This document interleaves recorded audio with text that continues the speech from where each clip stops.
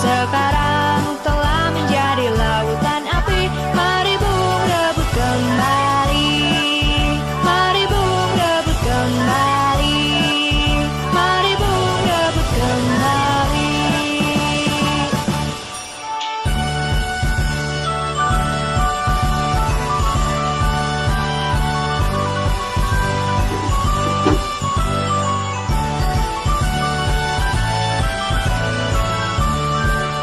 Halo, halo Bandung, ibu kota periangan.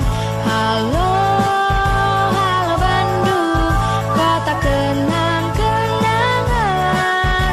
Sudah lama beta tidak berjumpa dengan kau. Sekarang telah menjadi lautan api. Mari Bung rebut kembali.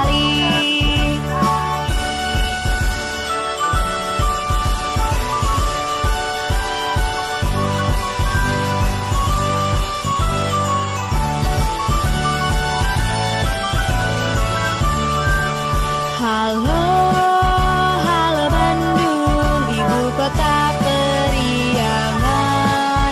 Halo, halo Bandung, kota kenang-kenangan. Sudah lama beta tidak berjumpa dengan kau. Sekarang telah menjadi lautan api. Mari Bung rebut kembali, mari Bung rebut kembali, mari Bung rebut kembali.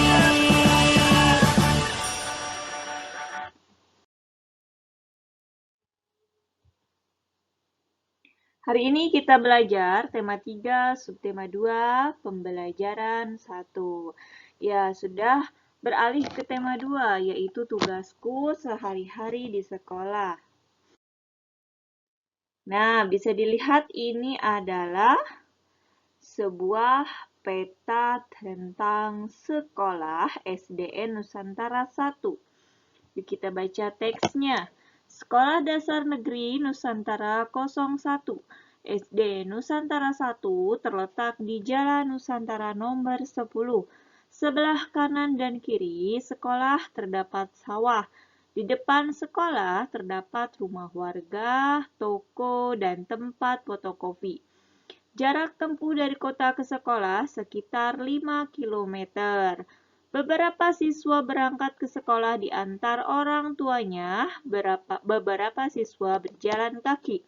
Ada juga siswa yang berangkat naik angkutan umum. Jalan Nusantara dilalui angkutan umum. Nah, yuk kita isi pertanyaan berikut ini sesuai dengan peta SDN Nusantara 01. Nomor 1, SDN Nusantara 1 terletak di jalan, ya tadi di jalan apa? Di Jalan Nusantara nomor 10. Kemudian nomor 2, di samping kanan dan kiri SDN Nusantara 1 terdapat sawah, ya. Kemudian nomor 3, di seberang SDN Nusantara 1 terdapat rumah warga. Kemudian yang keempat, tempat yang terletak di antara rumah warga dan puskesmas adalah toko. Kemudian yang kelima, tempat yang terletak di antara rumah warga dan balai kelurahan adalah fotokopi. Kemudian yang keenam, jarak antara SDN Nusantara 1 dengan kota adalah 5 km. Kemudian yang ketujuh, siswa berangkat ke sekolah dengan, ya ada yang diantar orang tua, ada yang berjalan kaki, ada juga yang naik angkutan umum.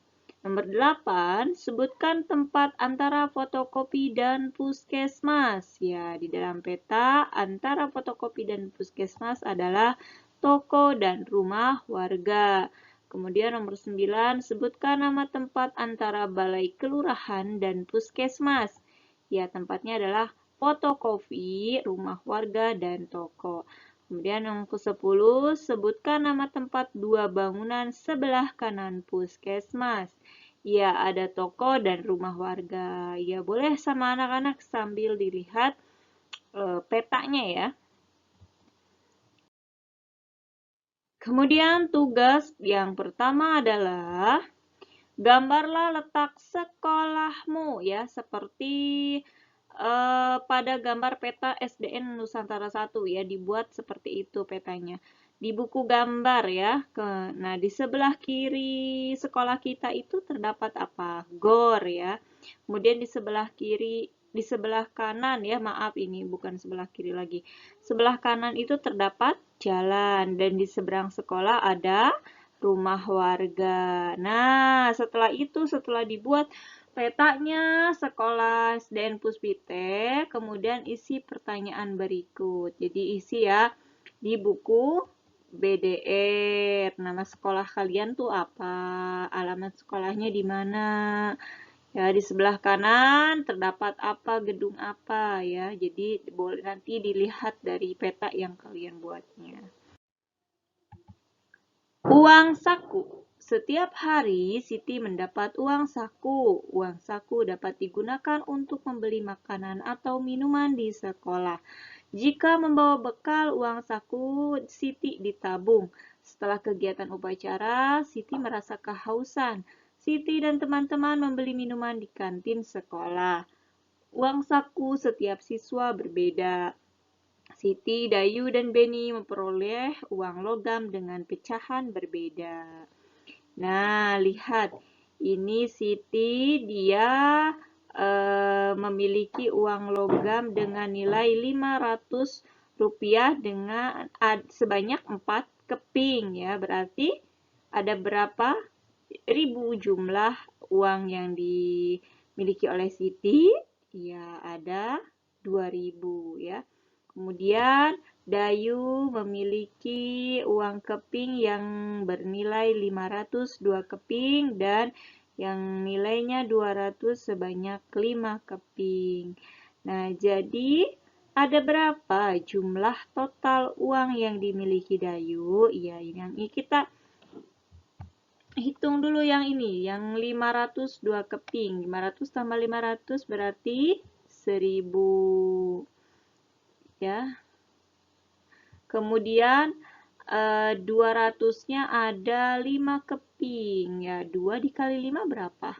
10 ya. Jadi 1000 ini nilainya, 200 ada 5 keping ini. Jadi uang yang dimiliki Dayu adalah 2000. Kemudian Beni memiliki 2 uang logam yang nilainya 1000 rupiah sebanyak 2 keping. Jadi nilainya sama ya, 2000. Nah, Siti, Dayu, dan Beni ini memiliki uang sebanyak 2000 rupiah. Sama jumlahnya 2000 rupiah. Hanya saja uang logam dengan pecahan yang berbeda. Kalau Siti 2000 dengan uang logam pecahan yang nilainya 500 rupiah sebanyak 4 keping. Kemudian Dayu nilai 500 rupiah uang logamnya sebanyak 2 keping dan 200 rupiah sebanyak 5 keping. Kemudian Beni uang 1000 rupiah 2 keping, tapi jumlahnya sama nih, sama-sama 2000 rupiah. Nah, ini ya, ayo menghitung uang Siti dan Dayu. Ini caranya tadi ya, punya Siti ini 500 kita jumlahkan sebanyak 4 kali. Jadi 2000. Kalau dalam bentuk perkalian adalah 4 keping dikali 500 rupiah sama dengan 2000 ya. Kemudian yang uang Dayu ya, karena uang logam 500 rupiahnya ada 2, maka 2 keping dikali 500 sama dengan 1000. Kemudian yang uang logam 200 rupiahnya ada 5 keping, maka 5 keping dikali 200 sama dengan 1000. Jadi totalnya 2000. Kemudian uang Beni tinggal dijumlahkan, 1000 rupiah ditambah 1000 rupiah sama dengan 2000.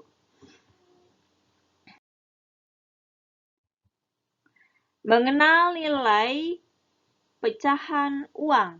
Nah, ini ada uang logam yang nilainya 100 ditambah 100 ya, atau nilai uang 100 rupiah 2 keping ya, uang logam. Ditulisnya 200 rupiah, nilai uangnya Rp 200,00.